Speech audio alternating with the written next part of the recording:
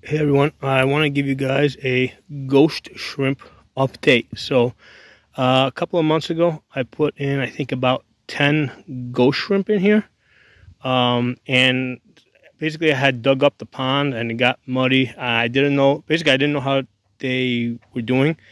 I thought I saw one the other day, but I definitely see one now, and he's basically feeding on a baby fish. Let me see if I can give you guys an update, a close-up. He's right next to that piece of bread. I know we got the reflection of the sun there. So it's to the left of that bread. There he is. Let's see if I can go around this way. There you go. So to the left of that bread is a shrimp there. And he's got what appears to be about half of a fish. It's a full baby fish. And he's eating it. So that's interesting.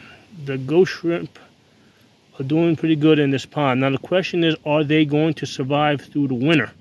Right, because this pond is going to freeze up over the winter. Now I've dug it down to about 4 feet. So if they, so below the surface, the lowest the temperature is going to be is about 38 degrees. So it will be interesting to see if we have ghost shrimp next summer. There's some of the other baby fish over there that are swimming. So let me back up a little bit here. Oh, we got a little frog right here. Well, let me pause the camera and get myself up.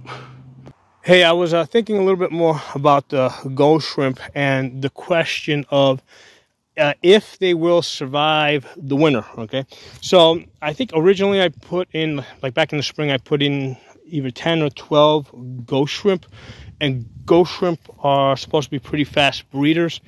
So I would guess there's maybe 100 to 200 ghost shrimp in here by now, end of August, beginning of September. So this is what I think is going to happen, and we're going to test this out next year. We'll see what's left. I think that most of the ghost shrimp are probably not going to survive the winter, but I think a few will. And the few that do are basically, they're going to survive it because they're more cold tolerant. And next year they're going to breed, and future generations are probably going to be more cold hardy. Okay, so what we're going to end up with here is a breed of ghost shrimp that can survive the winter. Okay, so that's my feeling. Those are my thoughts on that. Because here's the thing, ghost shrimp are basically shrimp. A lot of those type of animals, right? Basically lobster, shrimp type animals, can survive, like crawfish, right? They live in freshwater streams. They can survive the winter in very cold,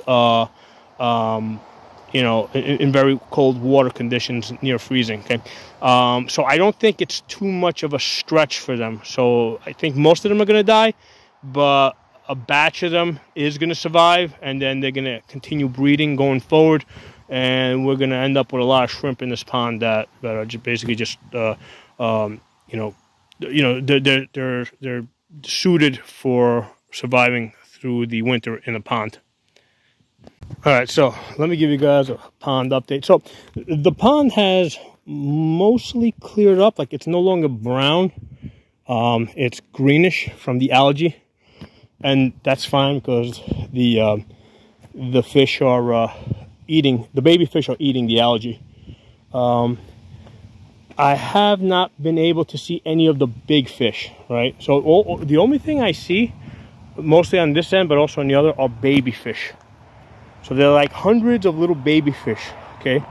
Goldfish and rosy reds. But I know the parents are there, right? We actually saw them a few weeks ago. They were like kind of sticking around for a couple of days, and then they all went deep. So the goldfish, the big goldfish, and even the adult rosy reds, they're like towards the bottom.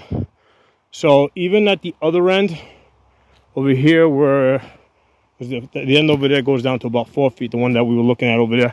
This end here is about a foot. On this end, goes down to about 6 inches at the far end over there. I cannot see any adult goldfish.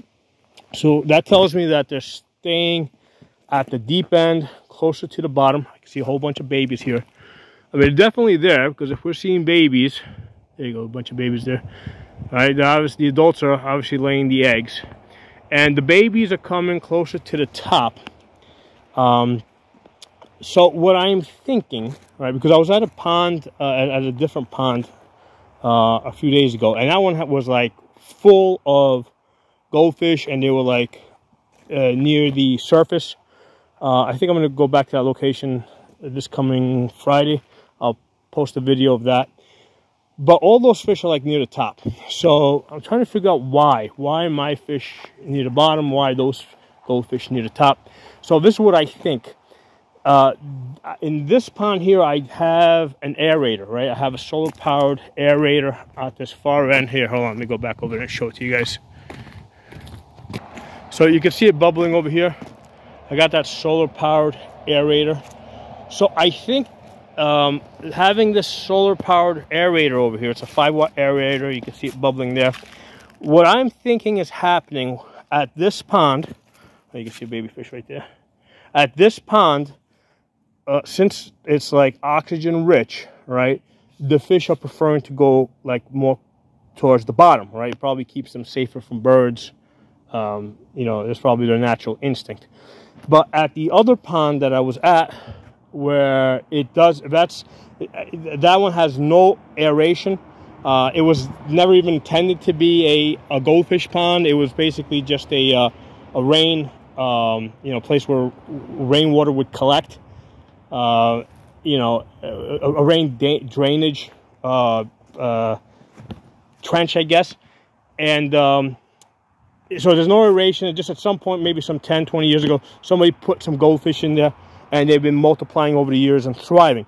But those fish all tend to stay near the surface. And I think the reason is because there's no aerator at that pond, so the fish are preferring to go deeper for oxygen. Sorry, they're preferring to stay to the surface, right? Those fish are staying towards the surface because there's no aeration. Whereas here, because I have the aerator, the fish are going deeper towards the bottom. So I'm planning to test this out. I actually was going to do it, but I want to turn off this aerator and see if that brings the fish closer to the surface within a week or two. Okay.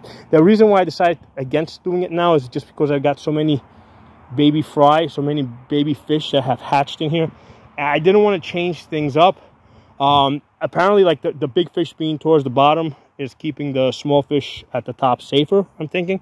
So so given that I got so many baby fish that have hatched over the past month or so, I've decided not to do this. It's probably better to keep the big fish towards the bottom of the pond.